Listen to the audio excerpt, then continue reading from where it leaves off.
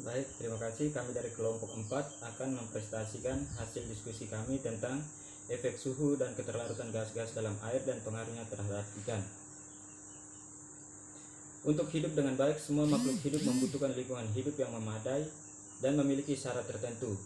Bagi manusia dan makhluk hidup lainnya, ada berbagai macam faktor lingkungan yang dimiliki untuk mencapai suatu kondisi lingkungan yang ideal bagi pertumbuhan dan perkembangan individu. Salah satu faktor lingkungan yang akan kami bahas ini adalah suhu dan gas terlarut dalam air.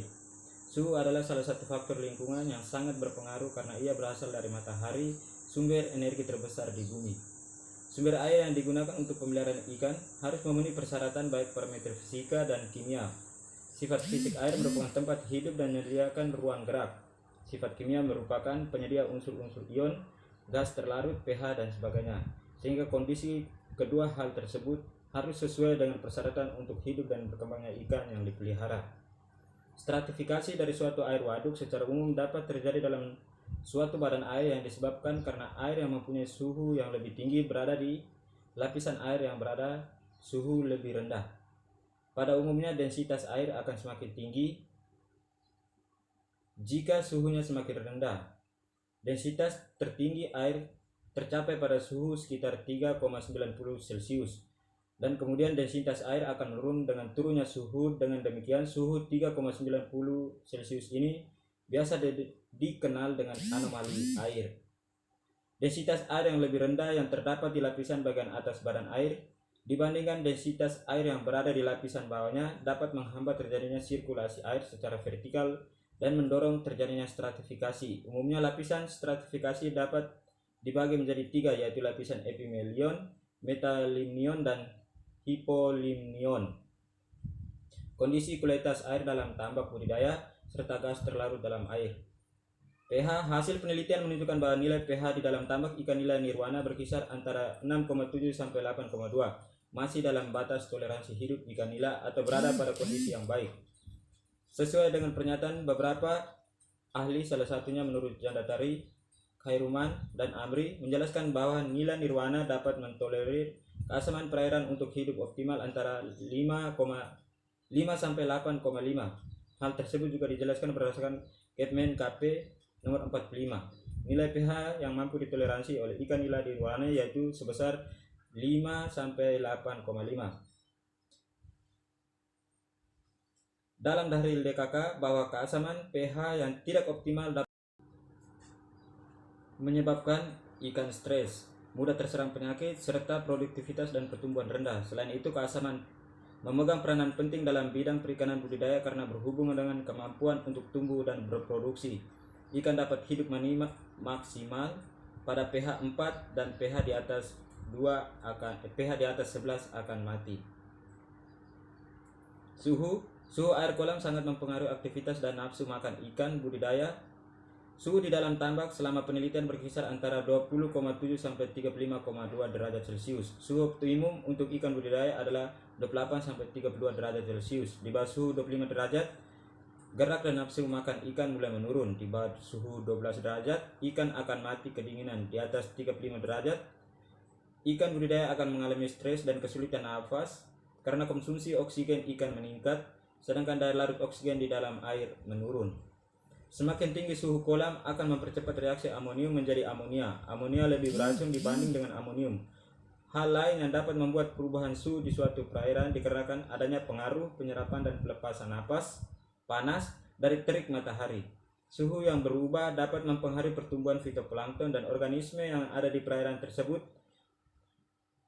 Menurut Jundantari, Khairuman, dan Amri, daya tahan ikan nila nirwana terhadap suhu berkisar antara 22 sampai 32 derajat Celcius. DO atau kandungan oksigen terlarut. DO di dalam tambak secara umum mengalami perubahan dari waktu ke waktu. Kandungan oksigen yang terendah selama penelitian adalah 6,9, yang paling tertinggi adalah 13,9. Hasil pengamatan menunjukkan bahwa DO mengalami perubahan karena dipengaruhi oleh suhu yang berubah setiap waktu. Dikarenakan cuaca pada saat itu sangat tidak menentu. sesuai dengan Standar Nasional Indonesia 7550 2009, 21 Maret 2013. Oksigen terlarut untuk ikan nila optimum 7 ppm. Sesuai yang diungkapkan oleh Effendi 2003 bahwa perairan yang diperuntukkan bagi kepentingan perikanan sebaiknya memiliki kandungan oksigen terlarut tidak kurang dari 5 mg per liter. Jika oksigen terlarut tidak seimbang akan menyebabkan stres pada ikan karena otak tidak dapat suplai oksigen yang cukup, serta kematian akibat kekurangan oksigen anoksia yang disebabkan jaringan tubuh tidak dapat meningkatkan oksigen yang terlarut dalam darah. Amonia. Hasil pengamatan menunjukkan bahwa amonia di dalam tambak ikan nila nirwana berkisar antara 1,14 dan 1,73.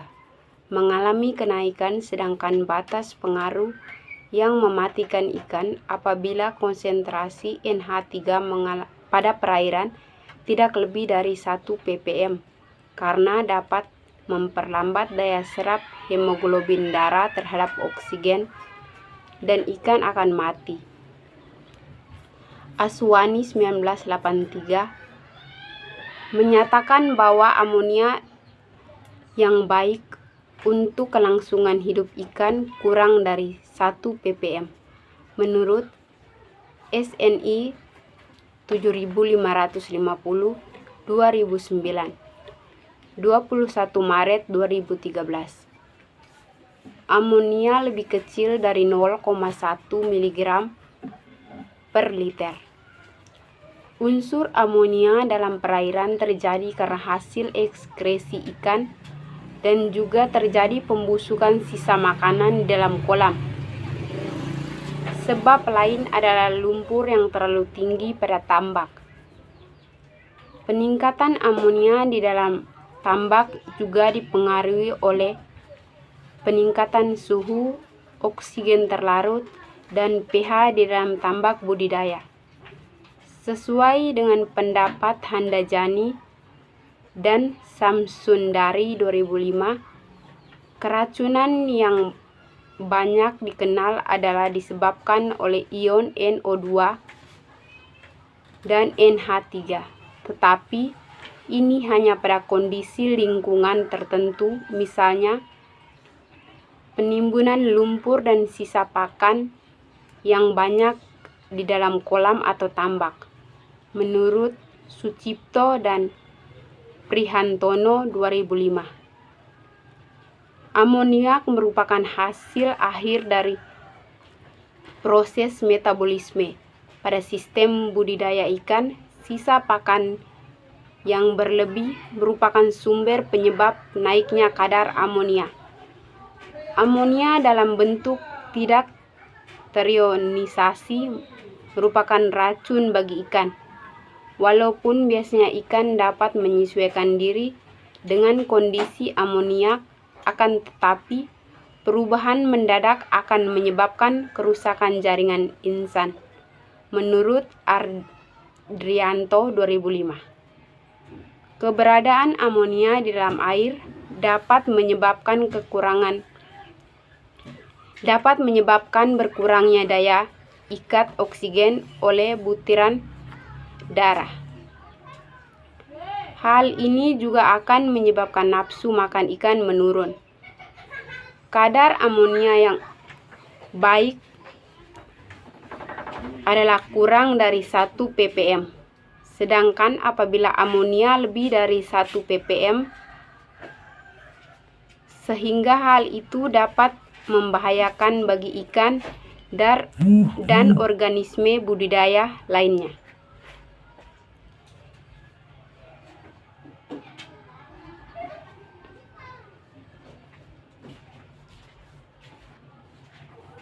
Hidrogen peroksida adalah senyawa kimia H2O2. Hidrogen peroksida sangat reaktif sebagai oksidasi yang kuat dan agen bleaching atau pemutihan yang bersifat kromofit pada konsentrasi yang lebih tinggi dari 20%. Hidrogen peroksida memiliki banyak kegunaan untuk non-medis dan medis.